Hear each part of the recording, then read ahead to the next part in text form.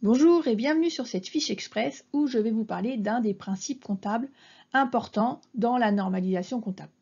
Vous le savez peut-être, mais la profession comptable n'est pas une profession qui va vers de la révolution, elle est plutôt vers la stabilité, elle recherche une stabilité dans le temps et entre les entreprises. Pourquoi cette stabilité? Parce que, entre autres, il y a un des principes qui est important, qui est le principe de permanence des méthodes qui fait partie du cadre conceptuel de la comptabilité. C'est ce que je vais vous présenter dans cette vidéo. Je m'appelle Carole Grillet, je suis enseignante en gestion comptable et financière et je vous propose des petites vidéos comme ça de cours, que ce soit en comptabilité, fiscalité ou contrôle de gestion. Je vous invite à me suivre, je vous explique ce fameux principe comptable de permanence des méthodes. Ce principe, on le retrouve dans l'article 124 du PCG qui dit « La cohérence des informations comptables au cours des périodes successives implique la permanence dans l'application des règles et procédures. Toute exception à ce principe de permanence doit être justifiée par un changement exceptionnel dans la situation de l'entité ou par une meilleure information dans le cadre d'une méthode préférentielle. » Alors ça veut dire quoi? En fait, il faut dissocier deux choses. Les deux font partie de ce principe de permanence des méthodes. Il y a d'un côté un principe de permanence de la présentation des comptes et de l'autre côté un principe de la permanence de la préparation des comptes. Donc déjà, ça veut dire qu'il y a une permanence dans la forme et une permanence dans le fond. Dans la forme, vous avez choisi un certain niveau de détail, et bien d'une année de l'autre, vous devez garder le même niveau de détail dans vos états financiers. Vous avez choisi une présentation en tableau, vous devez garder une présentation en tableau et pas changer une année en liste, une année en tableau. Donc ça, c'est pour que tout le monde soit habitué et puisse comparer. C'est vraiment l'objectif de ce principe de permanence des méthodes. L'idée, c'est de comparer dans le temps les performances d'une entreprise. Ça marche sur la forme, mais ça marche aussi sur le fond. En effet, lorsqu'on est une entreprise, il y a un certain nombre de choix que l'on fait dans la comptabilisation ou dans l'évaluation d'un certain nombre d'opérations.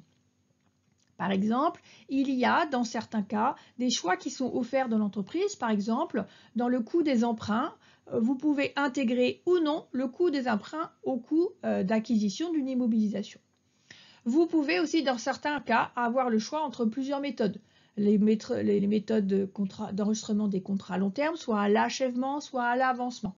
Bref, vous avez un certain nombre de choix. Et donc, l'idée, c'est qu'une fois que vous avez fait ce choix dans la préparation des comptes, dans des méthodes calculatoires, vous gardez ce choix pour aller vers ce principe, cet objectif de comparabilité des comptes. C'est une des caractéristiques qualitatives d'une information comptable. Elle doit être comparable. Point de vue comptable, en fait, l'idée, c'est de faciliter donc la comparaison dans le temps des performances économiques et financières de l'entreprise. Naturellement, on demande aux entreprises, par exemple, lorsqu'ils présentent leurs états financiers, de les présenter au minimum pour 2 ans. 2 exercices à la suite.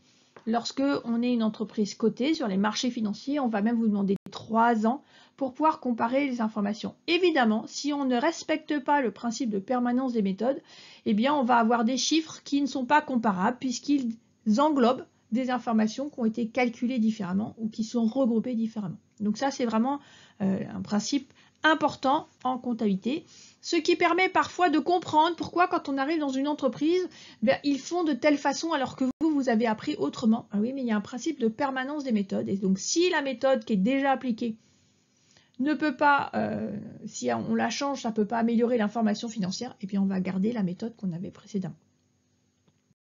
Maintenant, ce principe, et il est énoncé dès le départ, il a des limites, il a surtout des exceptions.